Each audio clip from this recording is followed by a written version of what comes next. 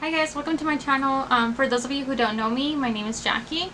I'm 27 years old, I work in the medical field, and I'm a dog mom. The procedure I'm going to be having done is in 3 parts. So I'm going to be having rhinoplasty, septoplasty, and turbinate reduction. So basically the reason why I'm getting this surgery is because when I was in high school, I broke my nose. So that was 10 years ago. And then at the time I decided not to go through with surgery because when I went to my primary care doctor, she was like, it's considered plastic surgery and it's not covered by the insurance. And at that time I was going to go to college soon, so I just didn't want my parents to have to pay for it. So just over time, my nose has been causing a lot of issues for me, such as like breathing issues. I have a lot of trouble breathing from the left side of my nose, and also it causes a lot of like sinus pressure. It hurts on the outside, so I can't really wear glasses, and over time my nose has been like slowly dropping. So I don't know if you guys could see this bump, but I didn't have that before. That appeared after I broke my nose, so it's only on the left side. You can't really see it from this side, but I do hate the top part of my nose anyway. On the right side, in front, on the left side.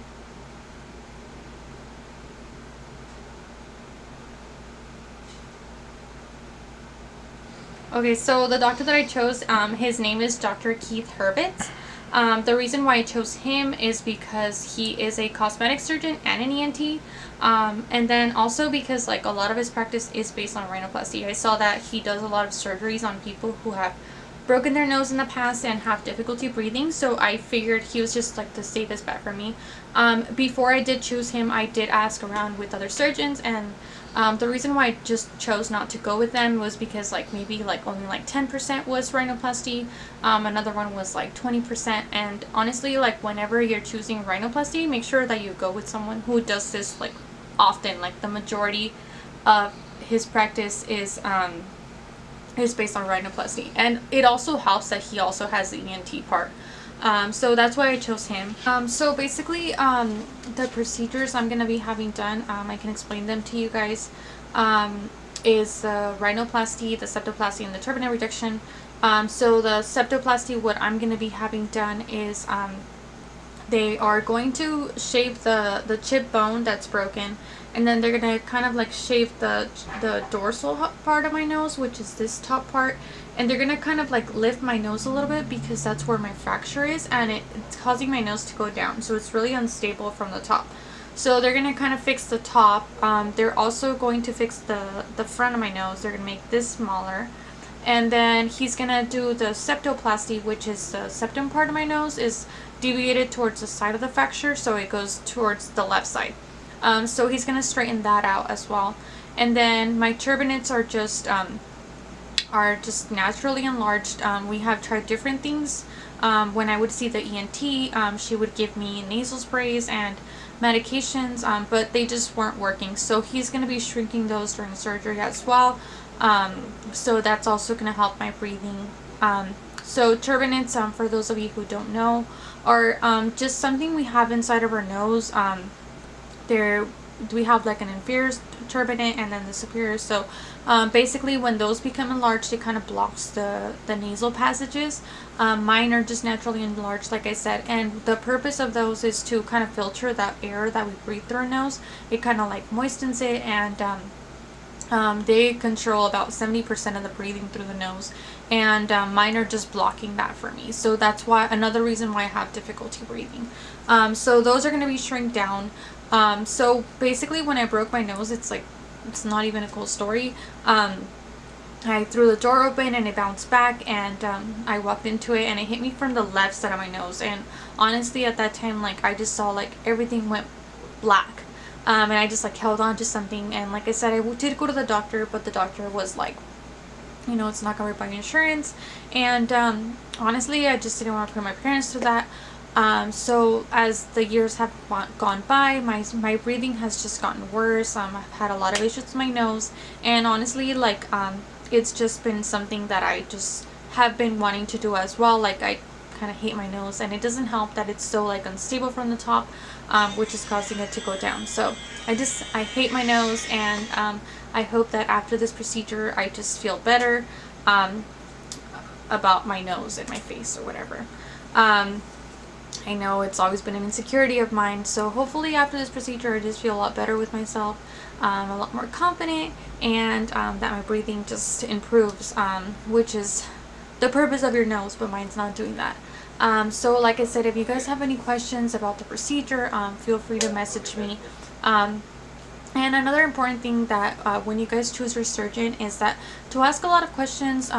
You know, make a list of questions that you have, message different practices.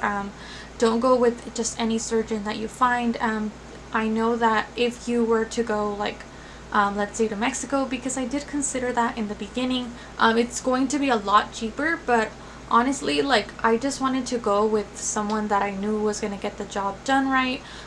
It's closer to home. It like saves you all the traveling back and forth to and from Mexico. I didn't get that. Sorry, my Siri is listening.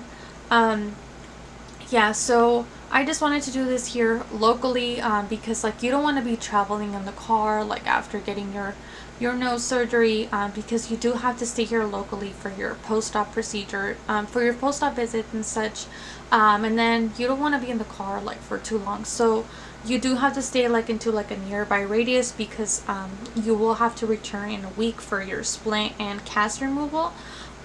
So that's why I just decided to do it locally, and like I said, I chose Dr. Hurwitz because I figured he was just the best option for me.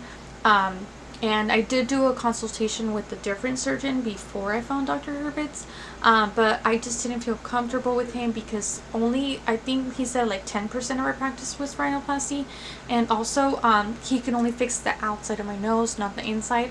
Okay, so the things that I'm going to be sharing with you guys are things that I saw in the videos of other girls who have had this procedure done, and so I got like the majority of the things that the girls were recommending, and what I did see is that in all the videos that I saw, all the girls who had these things had a more smooth recovery. So their recovery was faster, they had a lot less bruising and a lot less swelling. I'm not saying that I'm not going to have any swelling, but it does reduce the amount of swelling. So if you guys are considering getting rhinoplasty done, or like, you know, keep chickening out like me, and you finally decided to go through with it, make sure you get these things.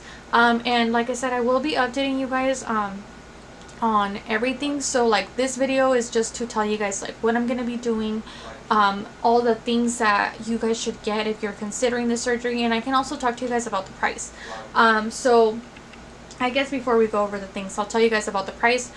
So the fee for the surgeon is going to be $5,500. So that includes the surgery. So basically the surgeon doing the procedure. It also includes your pre-op, and all of your post-op visits. So you are going to have to be seeing the surgeon after your procedure. So I believe it's like the 1 week follow-up, and then it's like a 1 month and a 3 month, and it just goes on up until a year. So that's also covered in the price of the fees of the surgeon. Also, what else is included in the surgeon's fee is the post-op care stuff. So they give you all the supplies that you're going to be needing for the first few days of surgery. So that's one thing to keep in mind. That's included. And then also keep in mind that when you do get this surgery, it's not only the surgeon fees that you're going to be having. You're also going to be having the facility fees. So like in my case, the facility fee is $2,050. And then you're also going to have anesthesia fees. So my anesthesia fee is $1,100. So basically you pay the surgeon fee, or at least I did. I paid the surgeon's fee. I paid a surgeon's fee the day of my pre-op, and then I paid, when I first initially went to the consultation, it was $100, but that $100 is deducted from the total price of your rhinoplasty. So that's deducted. And then if you choose not to get it, then I guess to keep it. But other than that, that goes towards the payment. And then the anesthesia is paid, well, in my case, it was paid 7 to 10 days before my procedure, so that has already been paid. And then the facility fees are going to be paid the day of surgery. So the day before my surgery, no, the day of my surgery, before I get my procedure, I'm going to be paying that fee as well. And then the part for my surgeon, that's the $5,500, I'm going to be paying it with care credit. For if you guys have any questions about care credit, feel free to comment below. I can explain it in one of my next videos, if you guys want to know about how that works and such. So now I'm going to go over the things that I bought. So first thing, you're going to be sleeping face up for the first few days. Well, actually, like, I think the first 7 to 10 days you have to sleep face up. So I did buy a neck pillow just because, like, a lot of the girls were saying that it just helps, like, to prevent your neck from, like, going to the sides when you're sleeping. So I did get a neck pillow. And I got this one at TJ Maxx. It was like $10. Another thing that I got, I mean, this is just optional if you guys want. I think the neck pillow is kind of like, you must have it. But this one is just an extra that I got at Costco. Just because I'm not very good at sleeping face up, so I figured this would help me as well. And it has like these little things right here, and I just figured it was gonna be more comfortable for me to add on to the neck pillow. So if you guys have a Costco membership, they have these, and these are pretty cool. It was like, I think like $15, which is not bad. So I had this, and then I also got these little ice packs, just because you're gonna have to be icing your face, and then it cannot be heavy. You can't put any weight on your nose. So I got these little ones just so I can put like around my eyes, on my cheeks. And I also got this one that's specifically for the eyes, because I'm gonna have to be icing my eyes. So I got this. I got some Kleenex just because, like, a lot of like gunk is going to be coming out of your nose the first few days, kind of like if you had like a runny nose. I know that I told you guys that the surgeon was going to be providing all of the supplies that I was going to need after post-op, but I did get some gauze just in case, because you know, you just don't know how much drainage is going to be coming out of your nose, and I'd rather just have extra than not enough. So I got some gauze.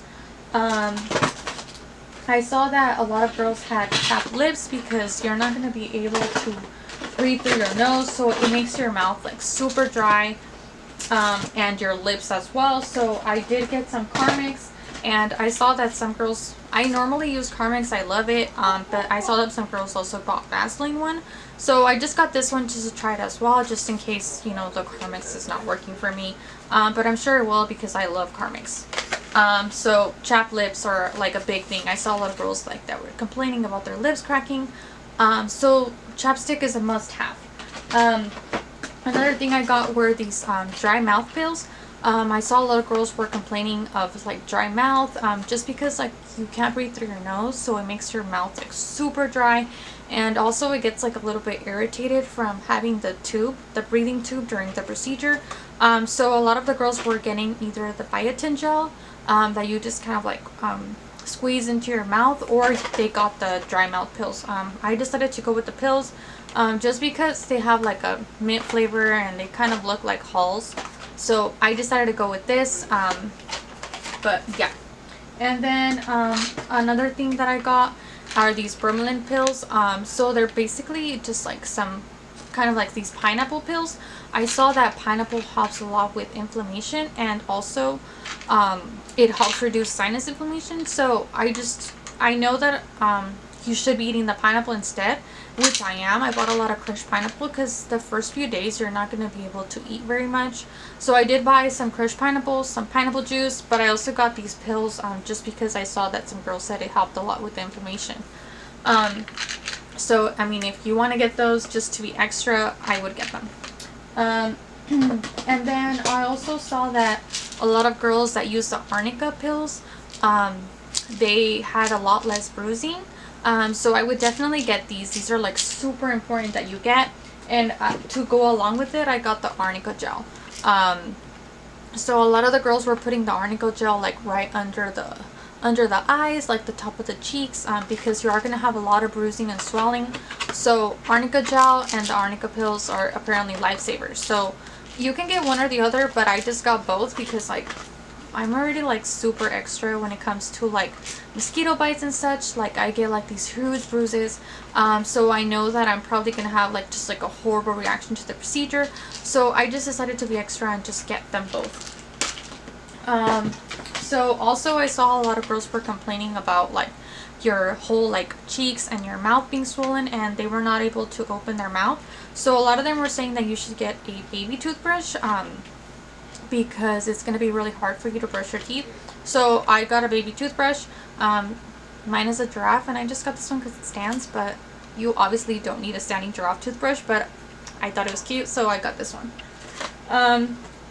Also, another thing that I got was some nasal saline spray. Just because you're gonna have to be flushing your nose, there's gonna be like a lot of gunk from like all the scraping and the procedure. So I did get this just to flush my nose and clean it out. I don't have it in here, but the doctor did tell me that I'm gonna be having open rhinoplasty, which means I'm gonna have these like small incisions. So I did get the antibiotic ointment, just because you're gonna have to be like cleaning your incision area and the nostrils from the dry blood, and you're gonna have to be putting some antibiotic ointment in that area. Just make sure you don't use your hands, you use Q-tips in that area, okay? So basically, it's really important that you guys fill your prescription before your surgery, because you don't want to be like coming out of the surgery and then like you not having your pain medication or your nausea medication. It's just super important that you fill it before. So I did get that prescription from my surgeon the day of my pre-op, and I just decided to fill it early, just to have them in advance. So the medications that were given to me by my doctor were pain medications. So he gave me Percocet, and he gave me antibiotic, and Zofran. Zofran helps with nausea. So I know that Percocet is super strong, and it might make me nauseous. Also might get nauseous from the procedure, so that's what the Zofran is for. So that's that. And then I also got some Tylenol because the surgeon said I should ease off the Percocet within the first 3 days, or like at least try to. Depends how well you do with medication, but I don't do well with pain medication in general. So I did get some Tylenol, so as soon as I'm able to ease off the Percocet, I will try to do that. I got some dry shampoo because you're not allowed to wash your hair for a lot of days because you cannot wash your face. You can't wet the cast. So I know that, you know, maybe at some point during the week I'm probably gonna have somebody help me wash my hair. But I did get some dry shampoo just to help me, because I'm a person that like has to be washing my hair, and I don't like when it gets greasy. So I am going to be putting my hair in a braid to prevent it from touching me and like me being grossed out about my hair. But I know that the dry shampoo will help me feel better about it. And then I also got some face wipes, just because I'm not going to be able to wash my face, and I might feel like it gets oily and such. So I did get some face wipes just to be cleaning my face, so at least it feels kind of clean. So that's that. So basically, if you guys have any questions, feel free to send me a comment below or send me a message. Any questions you guys want to know, just let me know, and then I'll be answering. My next video is going to be after I have the procedure done. I'm going to explain to you guys like how the procedure went, and then maybe like the first week I'll do like a day-by-day update, just so you guys know like how my recovery is going. So if you guys want to know anything from my next video, just leave me a comment or message me like I said. But yeah, I hope you guys liked this video, and I hope it was informative for you guys. I know that for my procedure I did watch a lot of videos, so I feel like I'm very well prepared for my surgery, and I'm like just super excited to see my new nose. So I can't wait to share this journey with you guys, because it's just something that I wanted for a really long time. Alright, well, I'd like to thank you guys for watching the full video. Thank you guys for your support. I hope you guys enjoyed this video. Please like, comment, share, and subscribe, and I will see you guys soon for my next videos. Thank you!